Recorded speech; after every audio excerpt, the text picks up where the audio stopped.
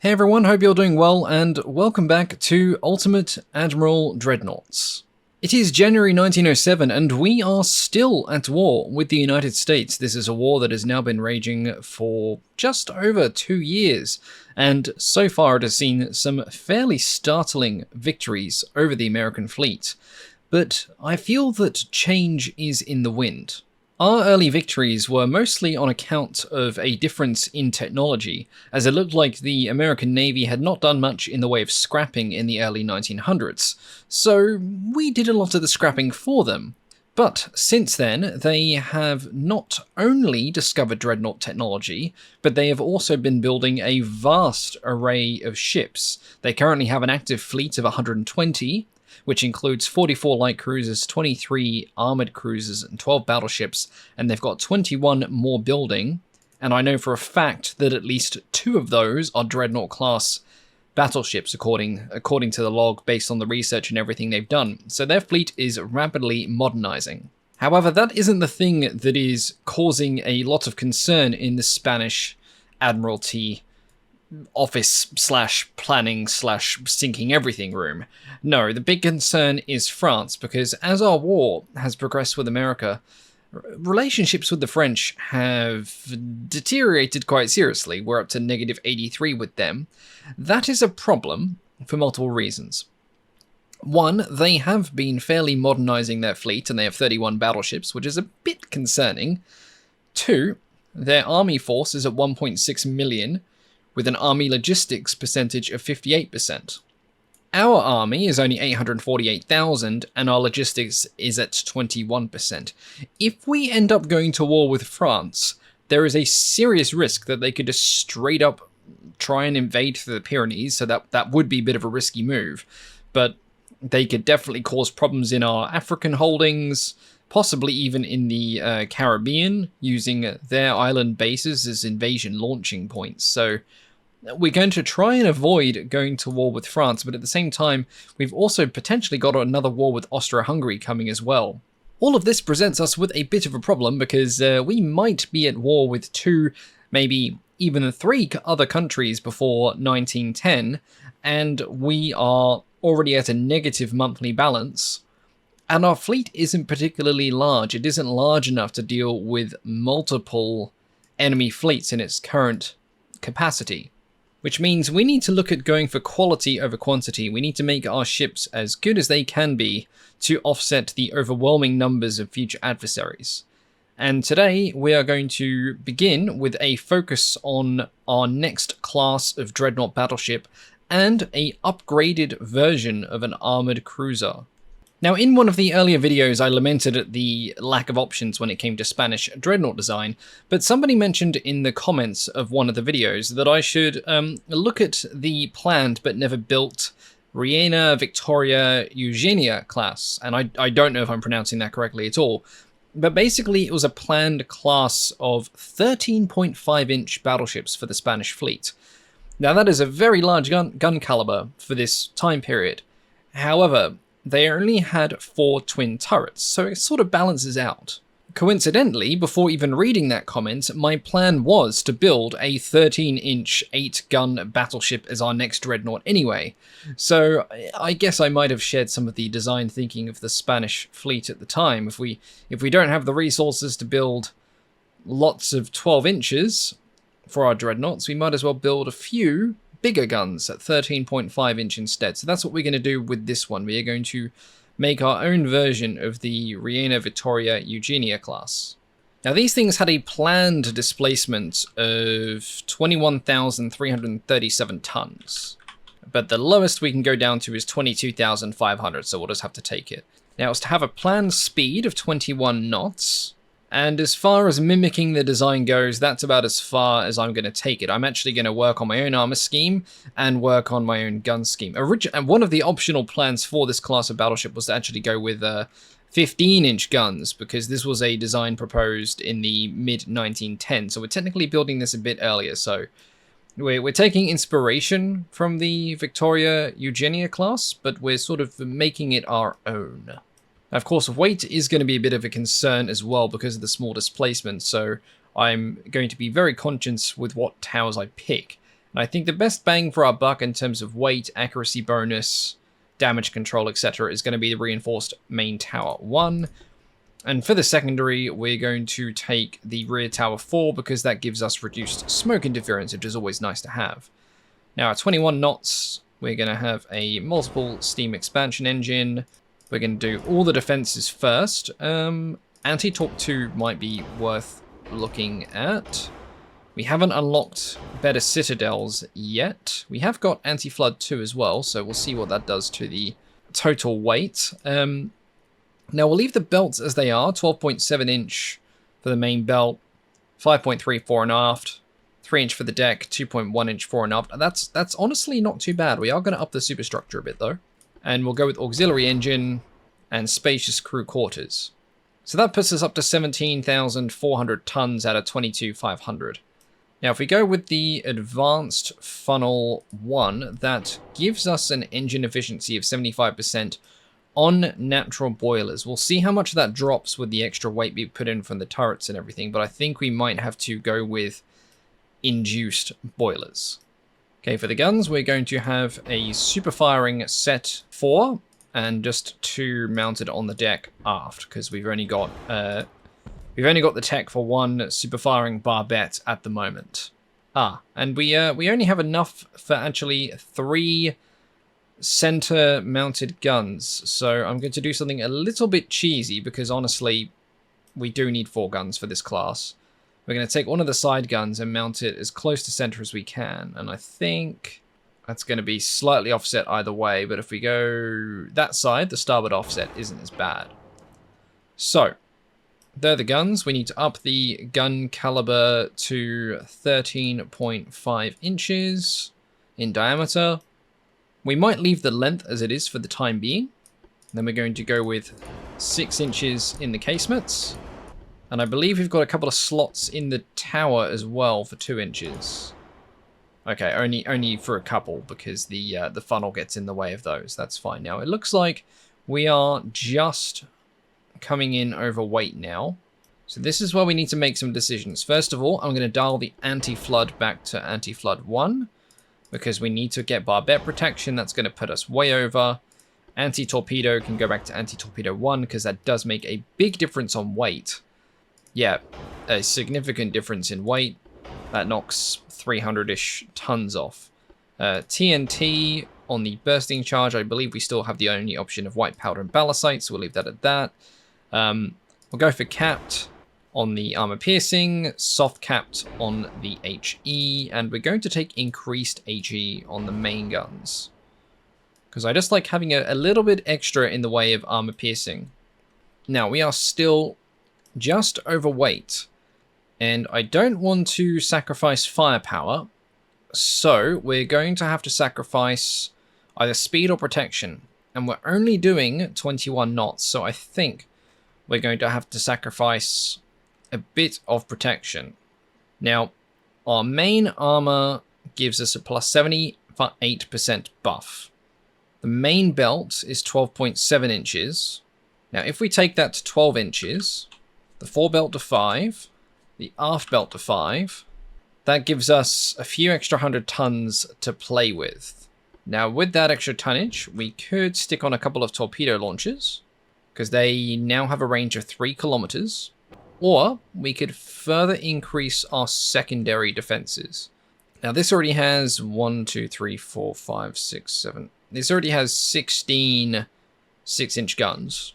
We could mount a couple more just about on the deck, but that will put us ever so slightly overweight. And honestly, I think the casemates might be enough, so I think it might be worth just sticking a couple of torpedoes on to dissuade any destroyers that come within range, potentially. We still have a couple of 100 tons to fiddle around with. Now let's see how many decimals of an inch we can add on before we put this overweight. So that lets us draw it up to 5.5 inch on the fore and aft, and it lets us creep up to 12.3 inches on the main belt. Now, I'm wondering if it might be better to actually invest that in the deck armor, take us up to 3.4 inches on the main deck, because we're going to be engaging at quite far ranges with this battleship, and I think a little bit extra on the deck might be a better thing to go for in terms of straight up defense. Now, we could look at upgrading the steering, but again, that's going to add even more weight onto the design. Or not by much, though, actually. That would give us pretty good turning rate. Now, the other thing we can look at is, because of the kind of design we have with 13.5 inches, if we go for light shells, that puts us back underweight, but that does have a pretty catastrophic impact on accuracy. I don't think that's actually worth it. No, we're going to leave the shells at standard. Now, another option we could look at is sacrificing some range. I mean, the range isn't amazing as it is, and if we drop the range by a notch, we lose around 1,400 kilometers in range. But we do save over 600 tons.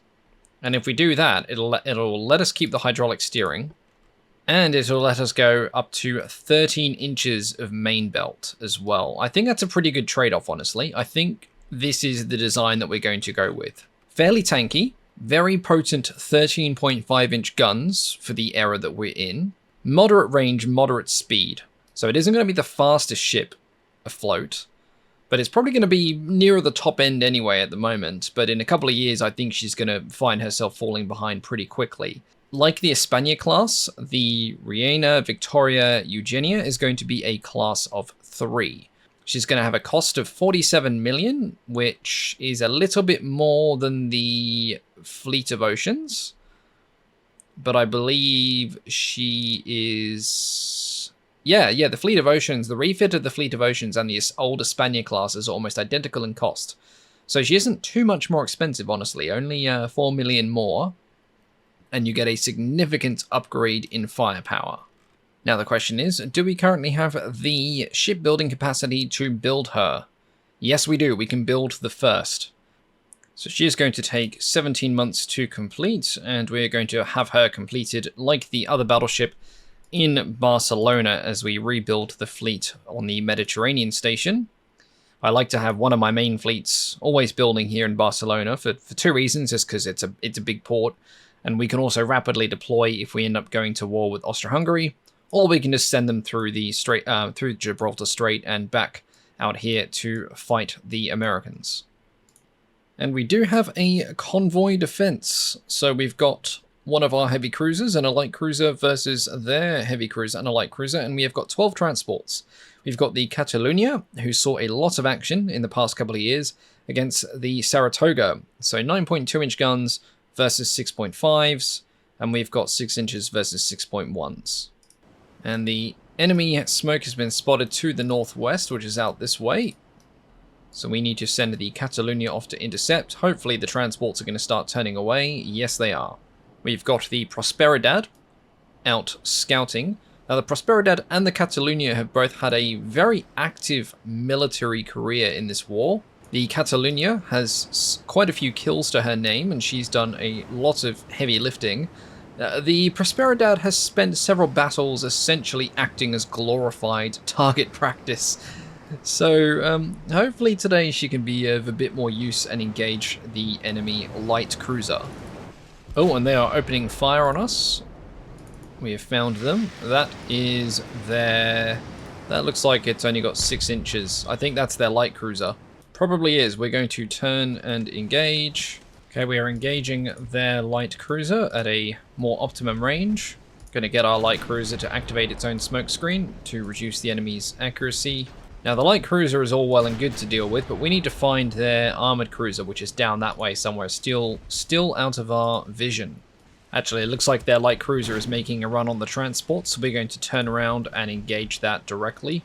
Definitely don't want to get near those transports. Oh, and a wonderful hit by the Catalunya on the light cruiser New Orleans is what it is. That was a nasty hit on her stern.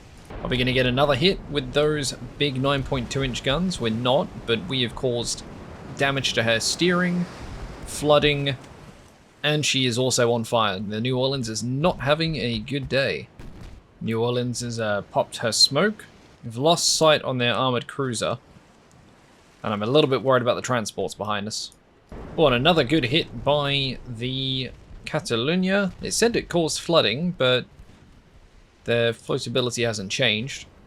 Just getting the Prosperidad to maneuver a little bit, as the New Orleans has found the range on her. But we might get her to pop her smoke. Alright, and it looks like the enemy fleet is declining the engagement, so we're going to rendezvous with our transports and continue the escort, and that's probably going to end the conflict. Yep, there we go. That was a victory. We did some damage to their cruiser, and we lost none of our transports. And this is something I haven't seen for a while, a colonial conquest opportunity of Suriname.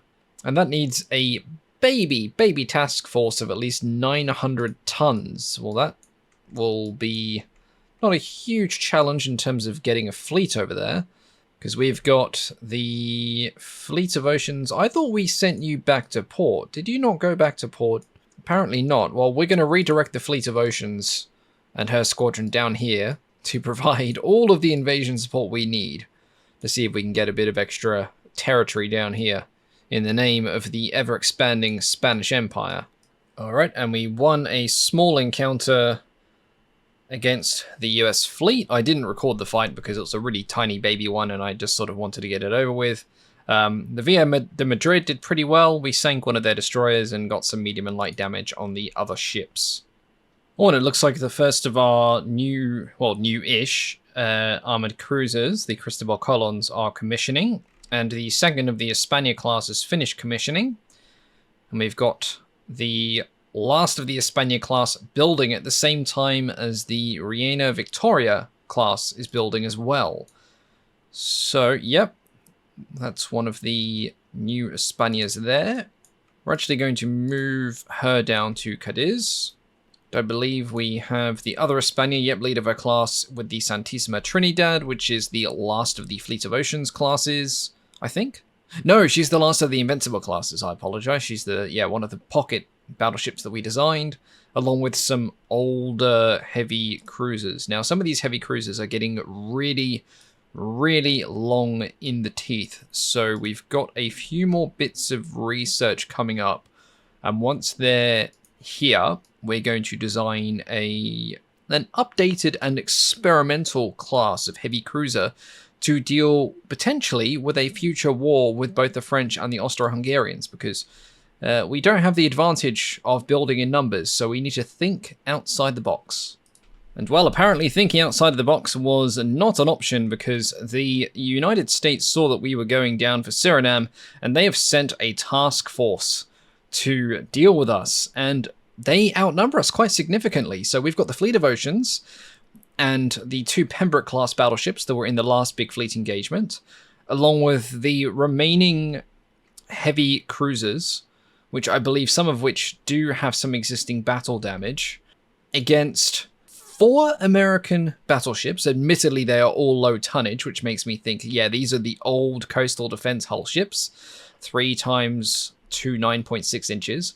And they've got some light cruisers, and they've got one of those 8.3-inch Dallas-class heavy cruisers. Now, those things gave us a bit of strife in the last fleet engagement, but it looks like once again we're dealing with part of the U.S. reserve fleet. So maybe they're taking a different approach to scrapping their fleet. Instead of just scrapping them, they're scrapping them into the Spanish fleet and hoping that they take some of us down with them. So this is another big fleet engagement, and this time we're not going to risk too many of our light cruisers or our destroyers.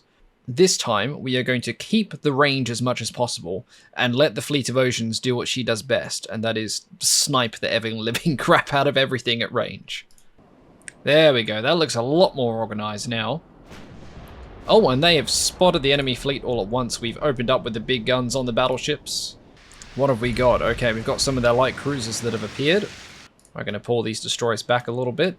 We're just going to have these sort of sit out front and act as scouts. We're not going to send them in just yet. And we're going to be getting our fleet to rearrange, and that is the Fleet of Oceans opening up. Those gorgeous 11-inch guns, and the entire battle line is turning in sequence, and it is very beautiful to behold. And the entire enemy fleet has popped its smoke, and once again, are they low on fuel? They are. There's the torpedo boat Elfin that is low on fuel. Okay, there are more ships over here. These appear to be the other light cruisers, or with their single guns. Yes. I believe that looks like a light cruiser hull. I might be mistaken. That might be one of their armored cruisers. Oh, and Elfin sinks due to heavy flooding. Oh, a massive hit. I wonder if that was a Fleet of Oceans doing. Ah, of course it was. She hit the little torpedo boat with her 11-inch guns. Poor baby. Okay, they've got what appears to be more of their destroyers over here. They've got some slightly modern looking destroyers, but they are all low on fuel. Ah, that's one of their more heavily armored cruisers. I believe that might be the one that's got those nasty 8.2 or 8.3 inch guns that gave us so much trouble in the last big fleet battle. It just looks like they are sending the entire fleet towards us. They don't seem to have any cohesion, whereas we have got this beautiful battle line going. We are starting to inflict damage on multiple different warships. We're going to get this small group of destroyers into the fight. We aren't going to do any torpedo runs yet. We need to whittle down their cruiser screen, particularly their light cruisers, because they are quite punchy. And the entire fleet is coming out in pursuit now. Now, some of them seem to be going a little bit faster. Some of them don't appear to be low on fuel. Some of them do have coal in their bunkers. No sign of the enemy battleships yet, although I might have just spoken too soon. That might be a battleship there. The very short guns. Oh, and it looks like we just got a hit on a light cruiser, courtesy of the... Yeah, I think Fleet of Oceans hit that with one of her main caliber weapons. We're going to turn the fleet slightly to port. Oh, they are sending in a lot of their destroyers. What's the torpedo range nowadays? 1 kilometer versus our 1.5. Do we have any destroyers with 3 kilometer ranges with us today? No, we don't. Okay, so this is gonna quickly devolve into a torpedo boat and destroyer knife fight, because I believe they have some destroyers and some torpedo boats. Oh dear, and something just got hit very hard. Yeah, I think that was a bunch of secondary fire that just came in at the perfect moment to hit those. Oh, and that was a main gun hit from the San Gennaro. The San Gennaro got a main frontal penetration on that destroyer. I mean, she was going to penetrate that easily, but that was with her 11.9 inch main guns. Not as accurate as the Fleet of Oceans, but when they hit hard. Yep, and there goes the Clarence K. Bronson, sinking due to heavy flooding as well. So they've lost a couple of destroyers and a torpedo boat so far. Alright, they've got a lone heavy cruiser here, the Columbia, armed with 8.3 inch guns. Now, she is a force to be reckoned with, because those guns proved to be quite punchy in the last fight. So we're going to send these destroyers in to see if we can get a couple of torp runs off on her. Although we are going to hold fire until we get a bit closer, because there's a couple of sinking ships in the way. We're going to pop our smoke. Oh, those sinking destroyers were not particularly well placed. Okay, we're going to put our torpedo control on normal to see if these guys decide to fire. Yep, they consider her a good enough target, and there are other ships behind them as well. So these might, if they miss her, they might hit another ship. Alright, we're going to pull these destroyers away now. Alright, this flotilla has returned. Now, how are those fishes looking? They have completely missed. Oh, well, not the end of the world. It looks like we have a group of relatively undefended light cruisers that are all low on fuel. Now, these guys can pop their smoke again, so we're going to send them in. The main fleet is slowly going about. Oh, if only we had 3 kilometer torpedoes on these guys, we could have gotten those torpedoes out already. These early short-range torpedoes are just not good for the sort of tactics we want to do. But we might be taking a bit of a risk here. We're getting danger close. I'm hoping these guys launch their torpedoes very soon. Torpedoes are out on the first destroyer. We're going to get her to turn about face immediately. Oh, some of these torpedoes look very good. We're going to hit the Brooklyn. We are. She's going to take 3 torpedoes potentially. Oh, yep, and there goes the Brooklyn. Oh, she's going to take even more follow-up torpedoes as well. That is a brutal beatdown. Wonderful. Oh, some of these might even go and hit one of the armored cruisers further back. beautiful little torpedo run by the trio of destroyers. Now, how's this main fleet battle line going? A little bit disorganized. Let's see if we can organize it a bit more. Oh, and we have hit the armored cruiser Columbia. That was the Fleet of Oceans once again laying down some very heavy fire.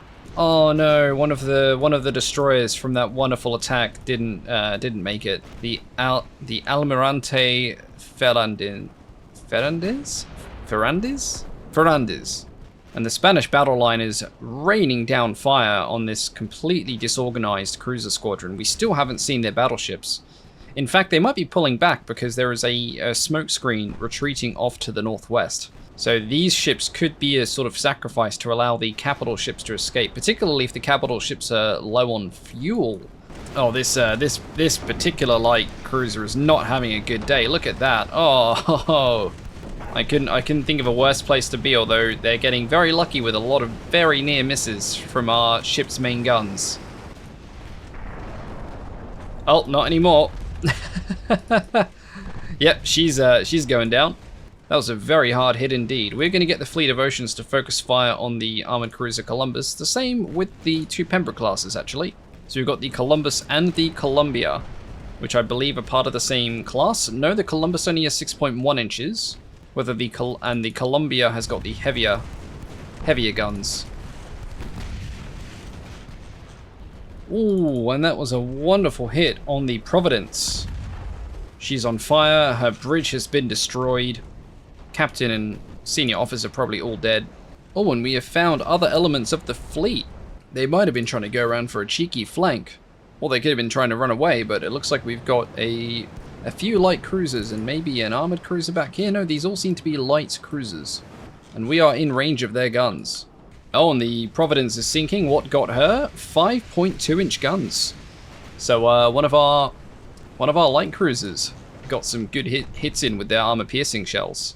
Okay, we're having to redirect the fleet a little bit here because this other small squadron of ships, which appears to be mostly light cruisers, is coming in. In fact, we're going to activate the smoke screen for our own light cruisers. Fleet of Oceans and the other battleships are still focusing on the armored cruiser Columbus. They're still trying to find the range, but I don't think it's going to take too long. Oh, no, they found the range on something else, though. The Astoria just took a very nasty hit. Oh, she got hit by the light cruisers as well. Fantastic. Okay, the light cruisers are pulling their weight today, which is nice to see for a change, instead of acting as a glorified target practice. Ah, and you know why? I've just realized, this is the debut of the Extremadura class. Our very gun-heavy light cruisers, which we can't really see right now because of all the smoke. But this is their first combat debut, so these guys have got much more armor than the previous class, and they have a lot of guns. They've got something like a whole heap of 5.2-inch guns all over them. Alright, we're getting our pair of torpedo destroyers in range. See if we can get some torpedoes out on the American light cruiser Tallahassee. Alright, it looks like they're all going to miss, which is a shame. But she sunk anyway. I believe she took a main gun hit. Okay, we fired our other torpedoes. They might hit the Salem, although it looks like the Salem is going down from extreme flooding as well.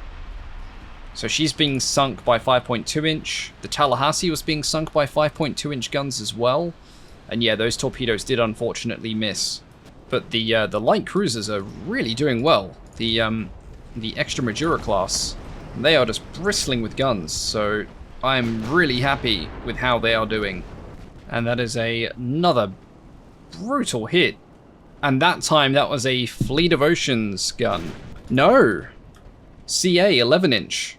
That was one of the Cristobal Colons. In fact, they've both done some pretty significant damage in this battle. So everyone's getting it. Everyone's getting their IN. So what do we got? Fleet of Oceans has done 9k of damage. San Gennaro, 7k. San Joaquin, 3k. Ambrosio, 6.5k. Cristobal Colon, 4.8k. And the light cruisers between them have done the most. So 3.8, 9.7, 12, and 5.7. Wow, the Extremadura class light cruiser. Wow. Brilliant. Brilliant outing by them. And you can just see the sheer quantity of fire that they are able to send downrange with all of those 5.2-inch guns supplemented by their 2-inch secondary battery. And they're just shredding the US light cruisers. And they're able to tank quite a few hits. Oh, and that was a beautiful hit by the Victoria de las Tunas on the light cruiser Honolulu. I think she's going to sink as well. Wow, that was quite savage. Now, are they following us with their armored cruisers? They are. Well, one of them just took a massive hit. Oh, look at it go. Columbia's going down. And she was sunk by 5.2 inches well. Stuff it. Let's send the light cruisers in. I knew the extra Majira were going to be a bit punchy with all these extra 5.2 inches on them, but I didn't think they were going to be this punchy. And everything is just focusing fire now on the poor Columbus. She really can't do much with her dinky little 6.1 inch guns. Oh, now has Fleet of Oceans at last found the range on the Columbus? She has. We should start getting some pretty powerful hits soon. We're getting partial pens at the moment because the Columbus... Actually, she isn't too heavily armored, so we're just getting some unlucky ricochets right now, but I don't think that's going to last for too much longer. Oh, nope, and both the Columbus and the Fresno, which is now going down, just took very painful hits. I believe that was the Fleet of Oceans hitting the Columbus, and the group of 4 light cruisers just shredded the Fresno as soon as they got the range in. Ho ho! Yeah, I think that's going to be a fatal hit for the Columbus. Or maybe she isn't going to be completely sinking yet, but she just got hit by 11-inch main battery fire from the Fleet of Oceans. Oh no, she might be going down. Another compartment is flooding. Yep, Columbus is sinking. And that just leaves the poor Tulsa, which is realizing her predicament as the entire US fleet starts opening up a very concentrated fire on her. See how long it takes to sink her if we just switch to full AP on everything. No, not long at all, it turned out. And down she goes. Well, that was a pretty comprehensive victory, albeit a slightly boring one. They didn't put up much of a fight, and the American battleships never even made an appearance, but we sank most of their light cruisers, half of their armored cruisers, half of their destroyers, and only one of their torpedo boats. Oh, and we gained control of Suriname. Brilliant. Another acquisition for the glorious Spanish Empire. Now, as much as I'd like to send the Fleet of Oceans back for her refit, there are no other fleets out in the Caribbean right now, and we are still at war with the United States. We're going to have to keep her out a bit longer until we have got our relief fleet sent out. And we also have enough shipyard space to get another one of our new Dreadnoughts building, our 13.5 inches, so we're going to build one of them. And are we going to have her built at Cadiz or La Coruña? I think we're going to get a building at Cadiz, seeing as there's already other ships there. And we'll start getting another fleet going. And once some of these new Dreadnoughts start coming online, we can finally look at retiring the last of the pre-Dreadnought fleet. Because although the Pembroke classes have done amazingly well, they are costing us money. And we're losing 18 million a month now. And we need to seriously do something about it, because fleet maintenance is costing us 48 million at the moment. Fleet building is costing us 10 million, so once we stop building Dreadnoughts all the time, that'll obviously make things a bit cheaper. But for the time being, stuff be expensive, yo. Speaking of running out of money, peace has broken out between Spain and the United States.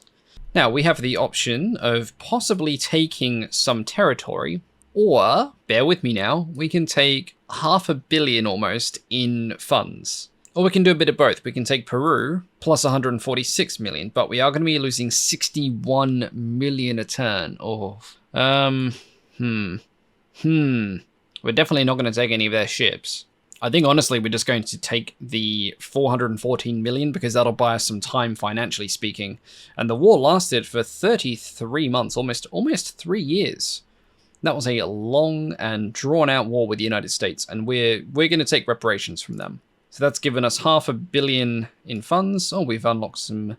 Oh no, war has erupted between France and Italy. Oh no, that isn't good. Oh no, we're at -95 for France and Austria-Hungary. Yay. What's our army logistics looking like? Oh, 19%, even worse. Is no good. and our annual economic growth is shrinking. Yes, this is the problem. Right, so we have won the war, but at what cost? That is the next question. All right, so we need to get the fleet back to port ASAP, and everything that's in port, we're going to switch to just fleet in being at the moment, no sea control. Now, the first thing we're going to have to probably sacrifice is a bit of the crew training budget and a bit of the tech budget, although in the grand scheme of things, it doesn't make the crew training budget makes a bit of a difference. What about the tech budget? Oh, yeah, that will drop our deficit down. We'll drop the research down to about 70% for now because there are a few other things we need to get researched. Now, I suppose if we end up going to war with France, it might not be too bad because they are now at war with Italy and China. It looks like they're getting bogged down in South China. They took South China several years ago, but they haven't made any further advances yet. So if we do end up getting dragged into another war, it might not be the end of the world because we could launch military assaults into their African colonies, but they could also launch military assaults into our African colonies. It's going to be a huge gamble if we end up going to war with France or not. I think at the moment we just need to look at our fleet, get rid of some of the old stuff, and really focus on modernizing and condensing the fleet so that we have a focus on quality, not quantity. I mean, we still have things that were originally designed back in 1890 available here. A whole heap, so we really need to look at trimming some of the fat off the fleet.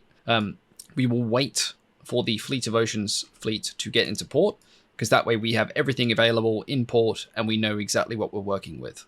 Alright, so everything is now in port.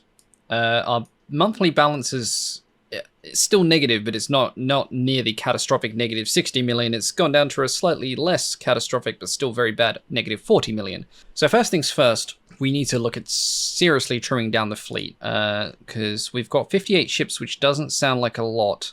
For our budget, it is, especially with some of these old ones.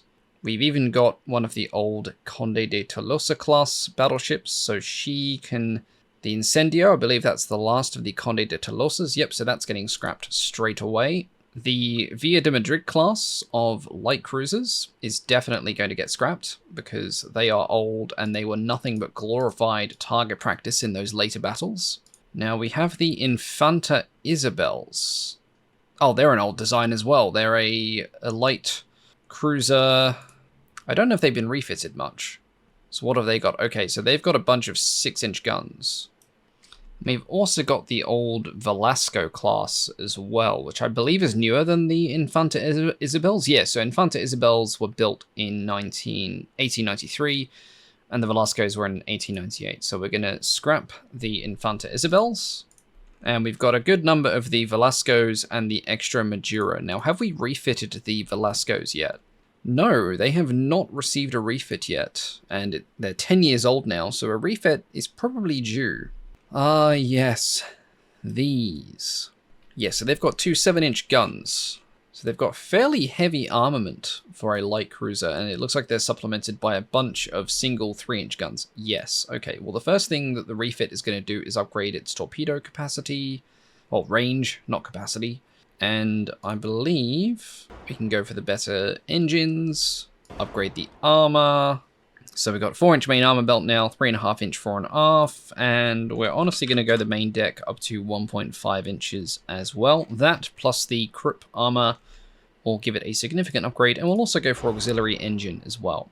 Now we're not going to build any more of these. This is purely for the refit, and these will probably only be in service for a couple of years until we get a more modern class of light cruiser in the water anyway. Now what else do we have that are really old? So we've got the Purification class from 1892. So these have got the 2.9-inch guns. We've got the Aragon, the Republica, Rapido, and we've also got the Infanta Maria Teresas. Now, out of the armored cruisers, those ones honestly did a lot better than the old Purification classes, so we're also going to scrap all of them. Now that has reduced our fleet capacity significantly. We've gone down to 10 battleships, 6 armor cruisers, 13 light cruisers, and 15 destroyers. Our monthly balance has now gone down to negative 33 million. And once we stop building ships, that'll drop even more. We just need to try and get a couple of years of peace in so that our economy can recover and adjust to peacetime life. Well, that's an interesting development. Germany and America have gone to war. So I think the US is going to have a rough time with that, because I think Germany has got a better and more modern fleet. 84 ships, 16 battleships, 35 armored cruisers versus 137. Okay, Germany might be in a spot of bother, but America is also at war with Italy. Wow, they're going off. They've got 163. The British have got 163 ships. America has 137. France has scrapped a significant portion of their fleet over the past few months.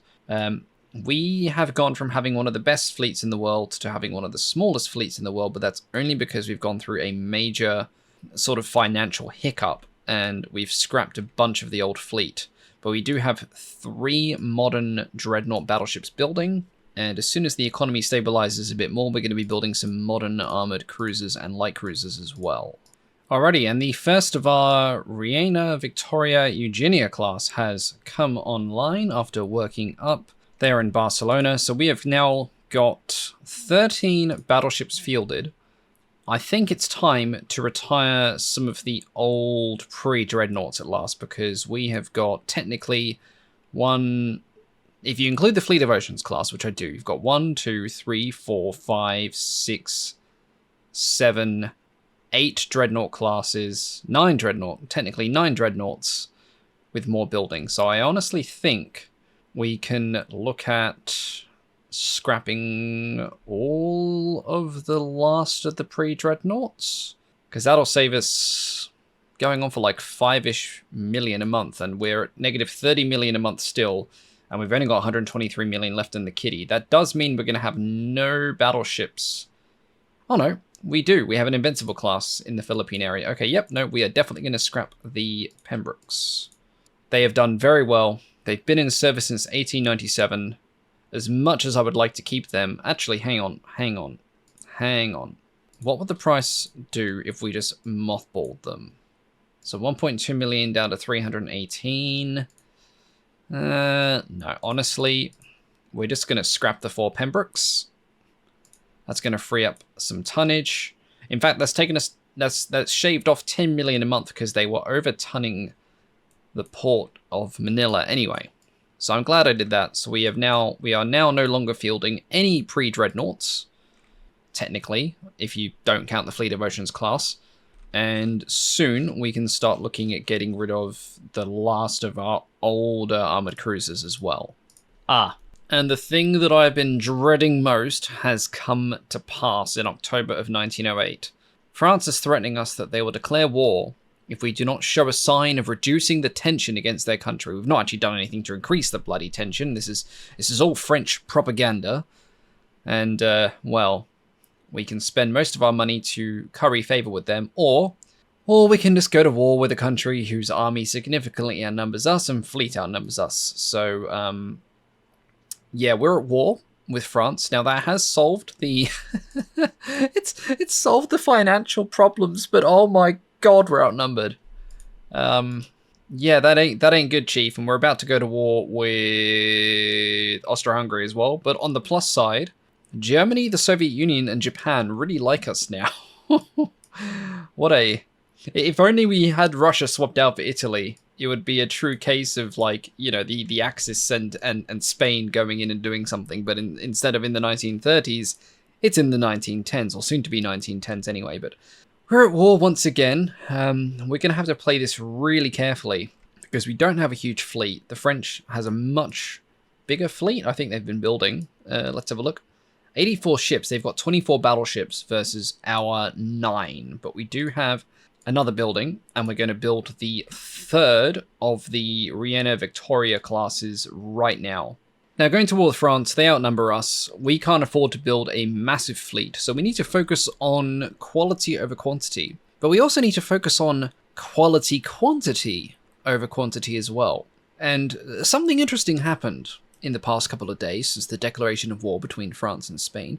Some of the French engineers defected across the Pyrenees into Spain because they didn't agree with the war. France and Spain should not be fighting each other. They should be allies against other threats such as the German Empire and the Italians. And so they've given us some of their gun technology. And all of a sudden, Spain has got a surplus of 7.6 inch and 8.2 inch guns. And we've been told that it might be a good idea to stick some of these on an armoured cruiser. So that's what we're going to do. So what we're building today is going to be a dedicated cruiser killer. It's going to have a 21.5 knot top speed, spacious crew accommodation, grip armor. Oh, and we can go for turbines, but it is a massive increase in potential cost per weight. So we'll see how we go with multiple expansion engines, and if we need to go up to turbines, we can. And we still just have regular old coal. Going to go with the basic protections of just like tier 1 of everything. Going to go with an 8-inch main belt, 4-inch fore and aft, 2.5 on the deck, 1 fore, 1 aft deck. That's a fair amount of armor overall. But the thing we're really focusing on today is firepower. So let's get the towers on as easily as we can. Now, in terms of our guns, we've been given some extra weapons, and I'm going to show you what I'm going to do with them. I've just got to quickly see if we can, what engine efficiencies we can get with these funnels, first of all. 61.5%. If we use induced, yep, perfect. So, we've been given a bunch of cruiser guns, which conveniently fit on some new barbettes that we have developed. And the French have given us some 7.6-inch guns, and we're going to be mounting them in super firing pairs. This is also a great way to make use of some old armoured cruiser hulls that we had lying around, because yes, this looks more like a modern layout on a very old hull. But in Spain at the moment, we can't afford to be picky. We are quite broke. We are earning money again because of the war, but we are quite broke. And what Spain needs above everything else right now is a lot of firepower to deal with the enemy fleet. And this is what we've got. We have got 12 7.6-inch guns mounted on a single armored cruiser hull. And we're going to supplement that with, let's say, 3-inch secondaries. And a couple of underwater torpedo tubes for good measure. Going to go to extra barbette protection, stereoscopic rangefinder. We won't worry about the radio. TNT, we still only have white powder to really go for. Auxiliary engine we can get away with as well. And if we fiddle around a little bit with the range, because this is mostly going to be serving around Spain and the Mediterranean and home waters, so 11,000 kilometer range isn't hugely necessary. Oh no, we want to keep the speed at 21.5. The lowest range we can get is 7,000 kilometers, which is a fair amount actually. I wonder if we take it down to 21 knots, that gives us 8,000 kilometers. Yeah, okay, let's go to 21 knots, because it's not honestly going to really go much faster than our battleships anyway. And these guns can engage at fairly good ranges to deal with cruisers. And seeing as we have the tonnage to spare, let's up the main belt a little bit, 8.5. And while we do have a lot of DACA on this Spanish cruiser as it is, we could always do with more DACA. So we're going to add some 5-inch guns. Now, is this potentially one of the most cursed designs I have ever made? Maybe. Is it going to shred the ever-living crap out of any French light cruiser screens? Hopefully. At the end of the day, we're trying to make a very cost-effective design. We need something that's got the firepower of essentially 2 cruisers in the package of 1. We need more DACA. And for that reason, we are going to call this the Mas DACA class. I think that's appropriate. I'm certain I'm going to get judged heavily for this design, but honestly, I'm really excited to see what happens with this. And honestly, this is an experimental design. Again, the French defectors gave us a heap of blueprints and ideas for their turrets, and we're like, right, let's slap as much as we can onto a single cruiser hull and see what we can do with it. Now, we are currently building 2 battleships, and our port construction capacity isn't the greatest, so we're going to have to, once again, stagger out the build. But I think we'll begin by building 3 of these, and we'll get the first 3 building to go to Barcelona, I think, and then the next 3 we'll have going to La Coruña. This might be a class of 6. I think any more might be getting a bit too expensive to manage. Now, we can't send these all to Barcelona. Why? Is Barcelona already full? Oh, Barcelona is very full, because she's got 4 Dreadnought class battleships, and all of the Spaniards have come in overweight, my goodness. So we've got 2 of the Spaniards, the Reina Victoria Eugenia class, and an Invincible class. And are those some of the old Velascos? They are. Okay, where are the extra Maduras? Okay, the extra Maduras are in La Coruña. So we're going to move some of this stuff around. So we're going to take the old cruisers from Barcelona, and we're going to send them to La Coruña. We're going to take the modern cruisers from La Coruña and move them to Barcelona. We are also going to take the baby battleship, the Santissima, and we're going to move her into Cadiz, where her sister ship is. That should hopefully free up enough tonnage, yes, to build the 3 Mazdaka class. Now, they are expensive. They are going to cost $1.5 million a month, but one of those, I would say, is the equivalent of maybe 2, possibly 3 armored cruisers of the previous class because of just the sheer amount of firepower they're bringing to bear. So I think bang for your buck, the Mazdaka class is going to be amazing value for money. Oh, and we are now at war with Austria-Hungary as well. Fantastic. That's all we needed. This is off to a brilliant start, and the entire French Navy is raiding our convoy. Oh boy.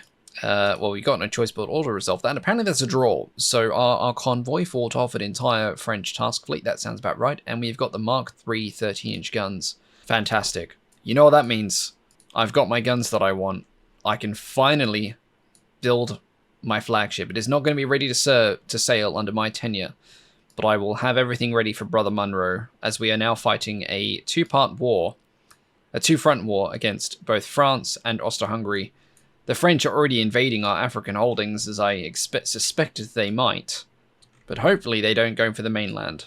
But all of the action with the French will be coming in the final episode that will cover my early tenure, because we've been running today for quite a bit. A lot has happened. We've spent a lot of money. We've started saving money again. And now we are fighting a war against the French and the Austro-Hungarians. Oh, this is going to get hectic very, very, very quickly. But that's a future me problem. So thank you all for watching today, and we will be back for some more Ultimate Admiral Dreadnoughts in the very near future.